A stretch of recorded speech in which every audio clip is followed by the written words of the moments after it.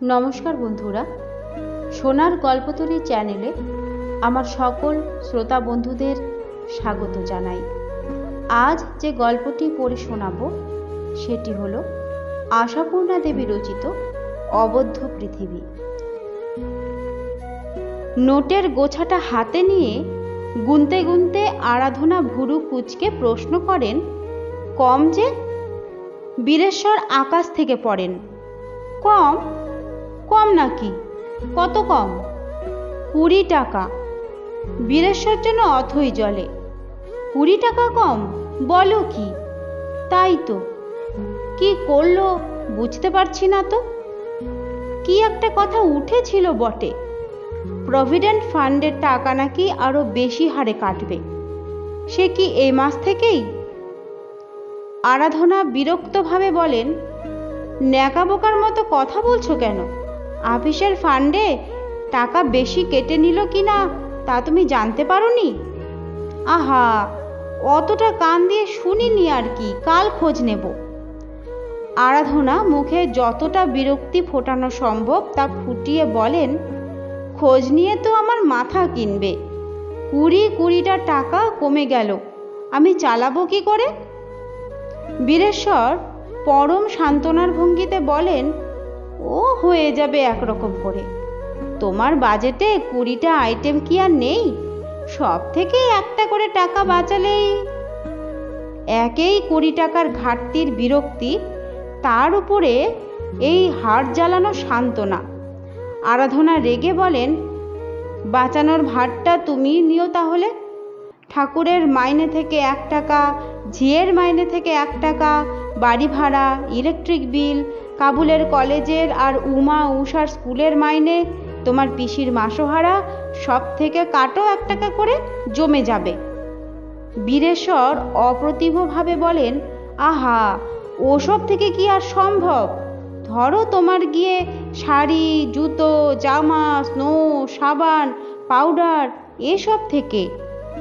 শাড়ি, জুতো, জামা প্রত্যেক মাসে কিনছি। আরাধনার স্বরে ভীষণতা। আহা, তাই কি আর বলছি? বলছই তো, বলতে কি আর বাকি রেখেছো কোথাও? স্নো সাবান থেকে বাঁচিয়ে 20 টাকা বেরোবে? মাসে কত টাকার কেনা হয় ওসব? ওহ, উকিল কেন হওনি তাই ভাবি, বলে সরে পড়েন বীরেশ্বর। এ কথাটা বীরেশ্বর বাবুর মুদ্রাদোষের সামিল। স্ত্রীর জেরার মুখে দাঁড়াতে না পারলেই ওই কথাটি বলে রণে ভঙ্গ দেন। কিন্তু আরাধনা এমন প্রখর না হবেন বা কেন? স্বামীকে অধঃপাতের পাতাল হতে টেনে তুলে এখন যে 10-এর একজন করে দাঁড় করিয়েছেন, সে কিসের জোরে? ঘরে বসে শুধু ওই জেরার জোরে আর কথার জোরেই তো, নইলে কি যে হতো। কম বয়সে তো রীতিমতো পানদোষ ছিল বীরেশ্বরের। বেপরোয়াই ছিলেন। লজ্জা শরমের ধার ধারতেন না বীরেশ্বর। স্বচ্ছন্দে বলতেন, মদ খাওয়ায় দোষটা যে কি তা তো বুঝি না। খাবার জন্যই তো জিনিসটা সৃষ্টি হয়েছে নাকি? সারা পৃথিবীতে বছরে কত কোটি টাকার মদ বিক্রি হয় তা জানো? লোকে খাচ্ছে বলেই তো মদ আছে, তাই দুনিয়ায় টিকে আছে, বুঝলে? আরাধনা কেঁদে কেটে এক করলে হতাশ হয়ে বলতেন, বেশ, তাহলে আর খাবো না। একটা জিনিস একটু খেতে ভালোবাসি, সেটাতেই তোমার যত নজর। আচ্ছা, এই যে তুমি ইলিশ মাছ খেতে ভালোবাসো, কই, আমি তো বাগড়া দিতে যাই না। ইলিশ মাছ আর মদ এক হলো? রান্না ভুলে ছিটকে উঠতেন আরাধনা। কেন নয়? বীরেশ্বরের যুক্তি জোরালো। মদ পয়সা দিয়ে কিনতে হয়, ইলিশ মাছও রাস্তায় বিলোয় না। মদের আফটার এফেক্ট খারাপ, ইলিশ মাছেরও তাই। মাতালের মদের বোতল দেখলে রসনার যে অবস্থা হয়, মহিলাদেরও গঙ্গার ইলিশটি দেখলে রসনার সেই অবস্থাই ঘটে। বলো, সত্যি কিনা? এই যে তুমি আমাকে মদ খেতে নিবৃত্তি করবার জন্য এত লাঠালাঠি করছো, কারণ কি? পাছে লিভার পেকে মরে যাই, কেমন? কিন্তু সমাপ্তির পর্বে উপসংহারটা কি? আমি মলে তোমার ইলিশ মাছটি বন্ধ হবে, এই তো। এইসব যুক্তিতর্ক ছিল বীরেশ্বরের। তা সে যত জোরালো যুক্তি থাক, শেষ পর্যন্ত আরাধনারই জয় ঘটেছে। মদ ছেড়েছেন বীরেশ্বর। সুন্দরী মহিলা দেখলে চাঞ্চল্য প্রকাশ, সেটাও ছেড়েছেন।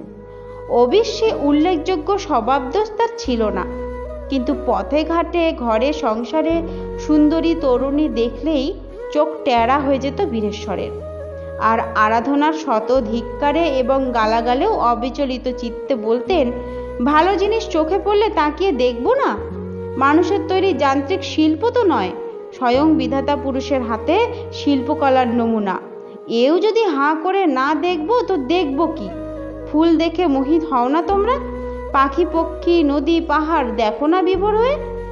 আরাধনা চোটে লাল হতেন, রেগে মাথার চুল ছিঁড়তেন, বলতেন, দেখি, হ্যাঁ, ভগবানের হাতের কারুকার্য দেখি, তোমার মতো চোখ দিয়ে গিলি না।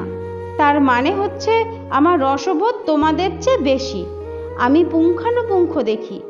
কথায় হেরে অবশেষে আরাধনা অনশন ধর্মঘট শুরু করতেন। যাক, ওসব তো অনেক দিনের কথা। সুশীল সুবোধ বীরেশ্বর আরাধনাতে সমর্পিত প্রাণ হয়ে বসে আছেন, সেও অনেক দিন হয়ে গেছে। এখন তো বড় ছেলে কাবুল 3rd ইয়ারে পড়ছে, 2 মেয়ের প্রবেশিকা দেবদেবর বয়স। তারা বরং বাবার উপরে মায়ের শাসনের বাড়াবাড়িতেই দুঃখিত। কিন্তু আরাধনার শাসক মনোবৃত্তিটা রয়েই গেল কেন? তার অন্তরের অন্তঃস্থলে নিশ্চিন্ততাটা নেই কেন? এতদিনের অনভ্যাসেও সন্দেহ করার অভ্যাসটা ভেতরে টিকে আছে কেন? তাই না আজ এই সামান্য 20 টাকার ঘাটতি সেই সন্দেহকে এতটা উস্কে জাগিয়ে তোলে? শান্তি পান না আরাধনা, রেহাই পান না সন্দেহের হাত থেকে।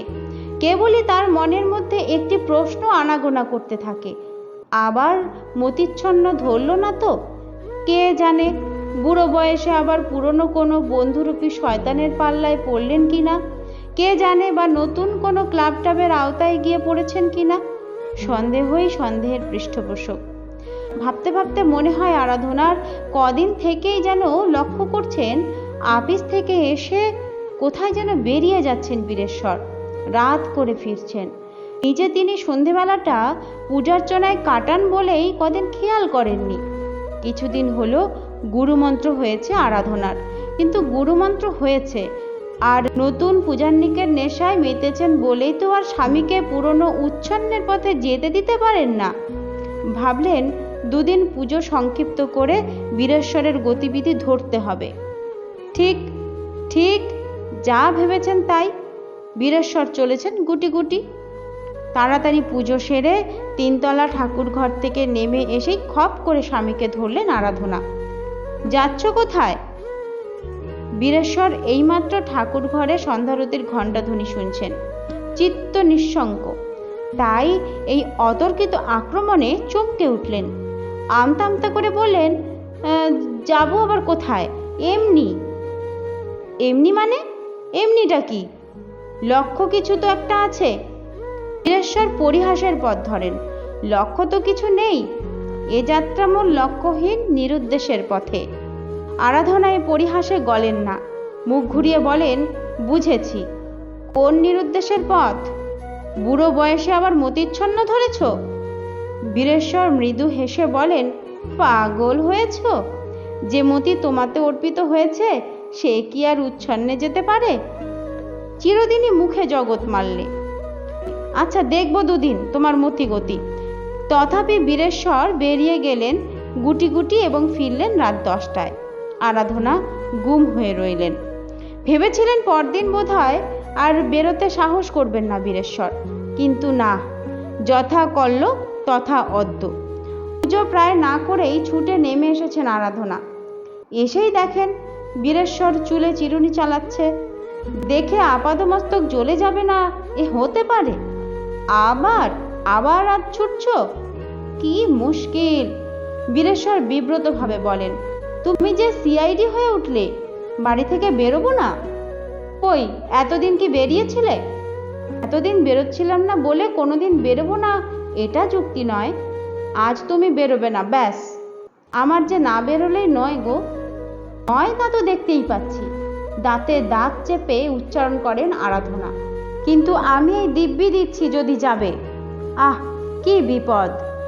কেন দিব্যি দিলে সে দিচ্ছ?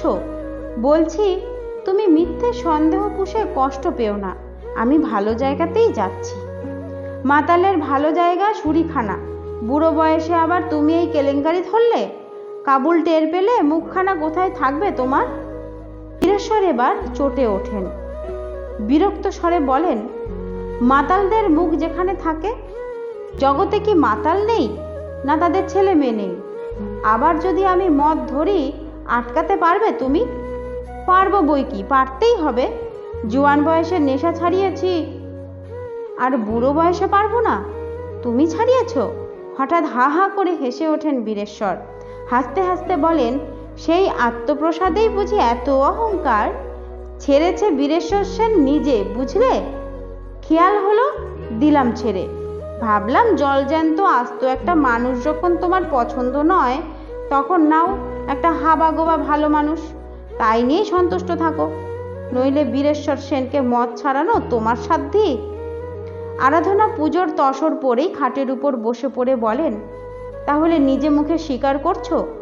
অস্বীকার করলেও যখন তুমি বিশ্বাস করবে না, তখন স্বীকার করায় ক্ষতি কি?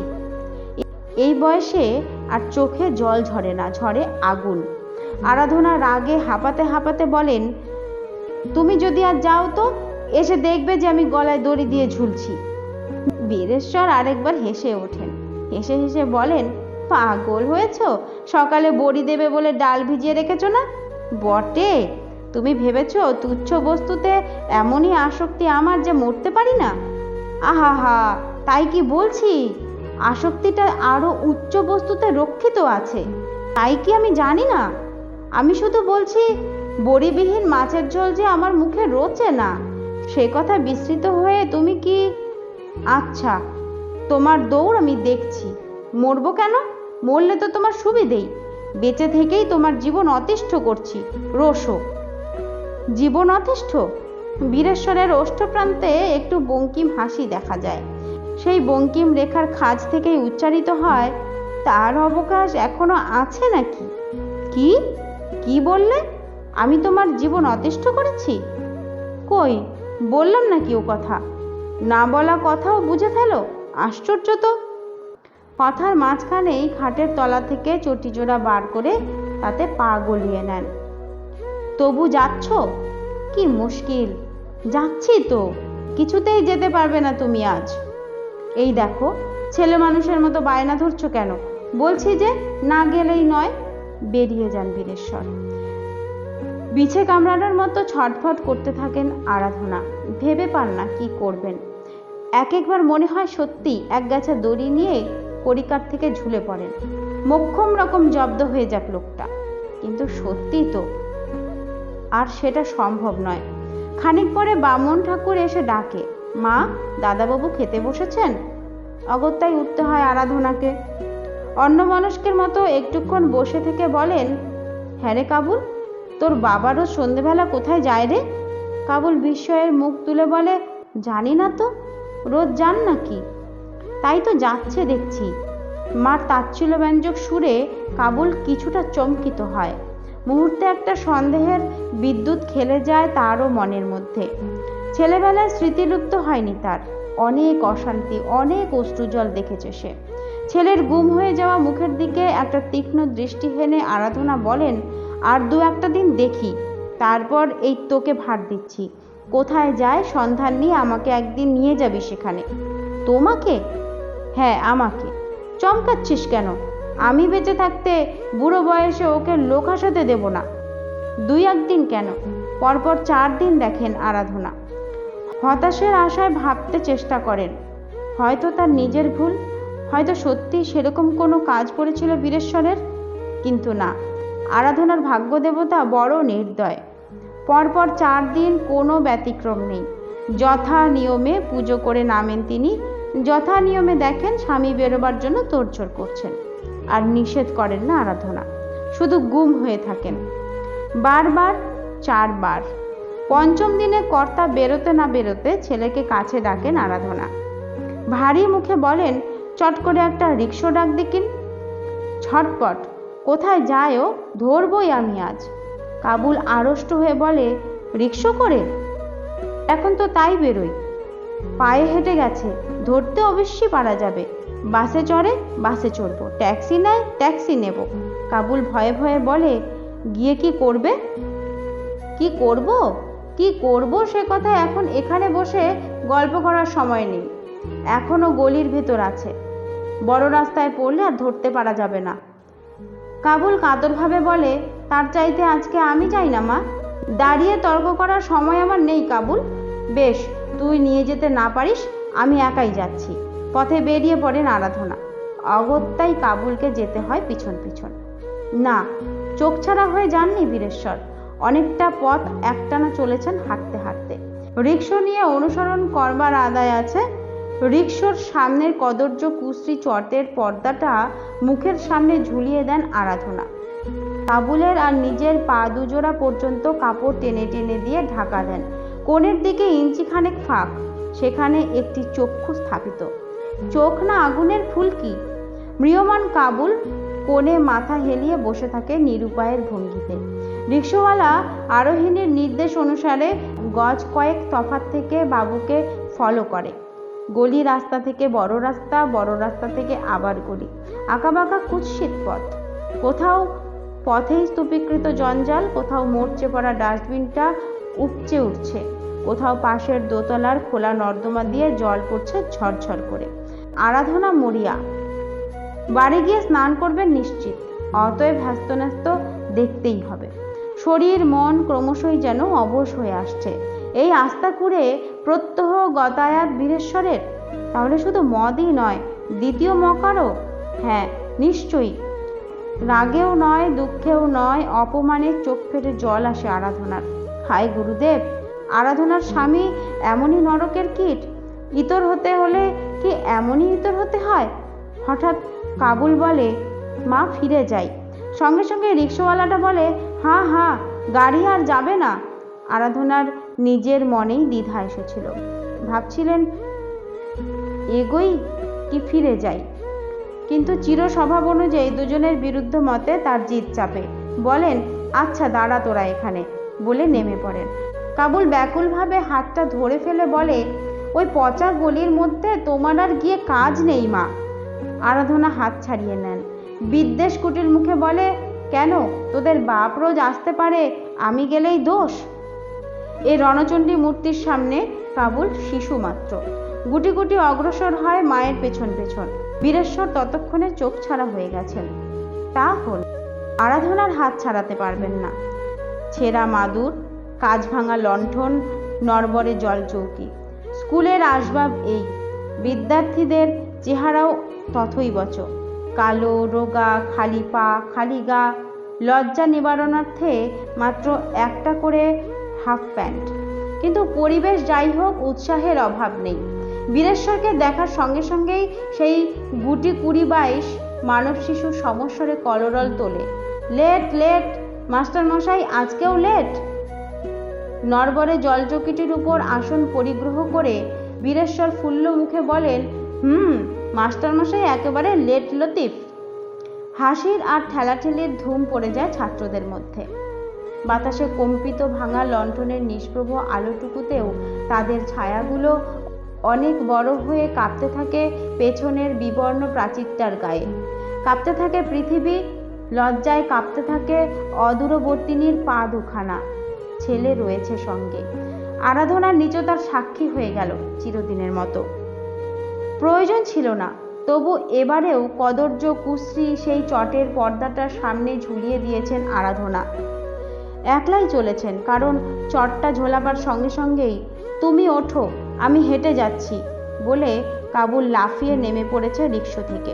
চলতে চলতে আকস্মিক সেই লজ্জাবোধটাও চলে গেছে আরাধনার। জেগেছে শুধু বিস্ময়। হ্যাঁ, অবাক হয়ে ভাবছেন আরাধনা, যে ব্যক্তি মদ খাওয়ার মতো গর্হিত কাজ করতে তখনও এতটুকু লজ্জিত হয়নি, লুকোচুরির ধার দিয়ে যায়নি, সে একটা সৎ কাজ করতে বসে এত লজ্জিত কেন যে এমন করে লুকোচুরির দরকার হয়? ছায়াচ্ছন্ন মনোলোক, সেখানে কখন কোন ঘটনা ঘটছে আর কেন ঘটছে, এই তথ্য এখনো আবিষ্কৃত হয়নি।